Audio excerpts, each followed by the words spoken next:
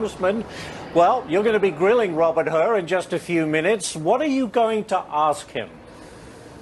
Well, we'll wait and see what we do in the hearing. I don't like to preview my questions before I get in there, but the important thing here is that we've got a sitting special counsel appointed by the Biden administration that has brought directly to light and into question the mental competency of the President of the United States to literally be able to stand trial. That is an extraordinary position for a sitting special counsel, a lawyer at the Department of Justice, to share with the world.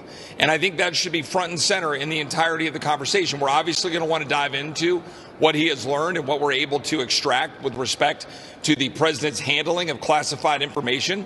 Again, we're talking about documents in a garage next to a Corvette, as well as other documents that are scattered around to the winds.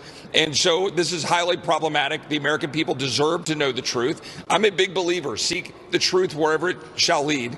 And I believe we should do that with respect to either of the two former presidents. But here in this case, we have very clear indication that the President of the United States is not mentally able to participate in trial, which should beg the question why he is the commander-in-chief and has the access to the nuclear codes and is leading the United States of America. It's interesting, Congressman, because the White House pushing it back, saying this is just a partisan effort. But when you look at the questioning and the answers the president gave, basically, I don't remember, that the special counsel said, look, he's a sympathetic, well-meaning, elderly man with a poor memory. He's just being honest. I don't think that's being partisan. It's just based on the responses he got from the president, right?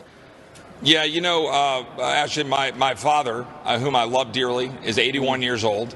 And I've spent every waking moment I can with him fishing and hanging out and learning about his life story.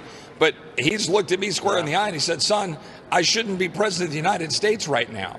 Look, the fact of the matter is it's a problem with what we're seeing out of this president, the president's inability to function.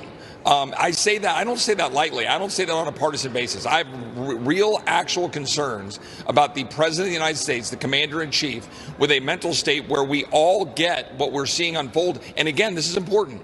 A federal prosecutor, a lawyer in the United States Department of Justice. I used to be an assistant United States attorney.